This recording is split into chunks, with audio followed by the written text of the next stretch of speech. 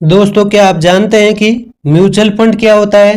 तो चलिए जानते हैं। म्यूचुअल फंड एक प्लान होता है जिसके अंदर बहुत सारे लोग मिलकर के पैसा इन्वेस्टमेंट करते हैं, यानी कि किसी भी एक एएमसी कंपनी के अंदर पैसा लगाते हैं। आपके इन्वेस्टमेंट किए हुए पैसों को एएमसी कंपनी के अंदर एक फंड मैनेजर होता है, वही फंड मैनेजर आपके पैसों को मैनेज करता है और स्टॉक में, बॉन्ड्स में या फिर किसी और जगह इन्वेस्टमेंट करके आपके पैसों की वैल्यू को बढ़ाता है और आपको अच्छा रिटर्न कमा करके देता है। इसके बदले वो अपनी थोड़ी सी फीस लेता है।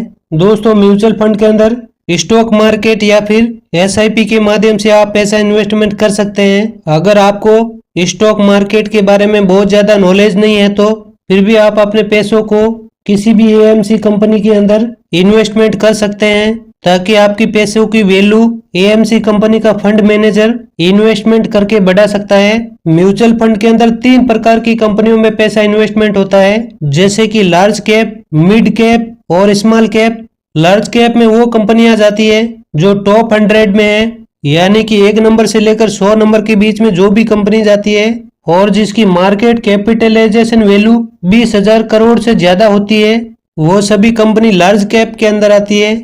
वहीं मिड कैप की बात करें तो मिड कैप के अंदर 101 नंबर से लेकर 250 नंबर के अंदर जितनी भी कंपनीज आती है और जिसकी मार्केट कैपिटलाइजेशन वैल्यू 5,000 करोड़ से 20,000 करोड़ के बीच में होती है, वो सभी कंपनी मिड कैप के अंदर आती है।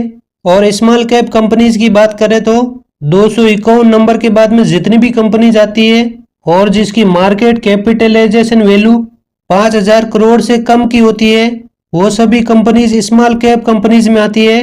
दोस्तों, अगर आप यह पता करना चाहते हैं कि लार्ज कैप, मिड कैप और स्मॉल कैप कंपनी के अंदर कौन कौन सी कंपनीज आती है, तो आप कैसे पता लगा सकते हैं, मैं बता देता हूँ। लार्ज कैप कंपनी के बारे में बात करें तो निफ्टी 100 इंडेक्स के अंदर जितनी भी कंपनीज आती है वो सभी लार्ज कैप कंपनी के अंदर आती है।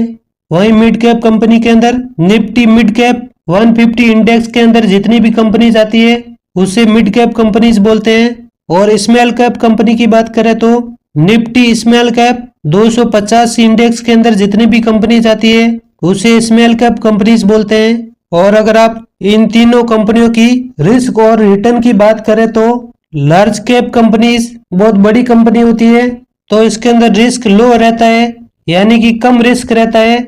और कम रिस्क रहता है तो रिटर्न भी आपको कम ही मिलता है, यानी कि लो return low risk.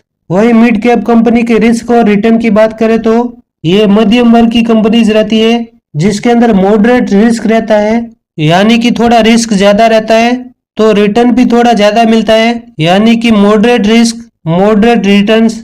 Small cap company की रिस्क और रिटर्न की बात करें तो ये छोटी कंपनीज होती है, तो इसके अंदर हाई रिस्क रहता है, यानी कि ज्यादा रिस्क रहता है।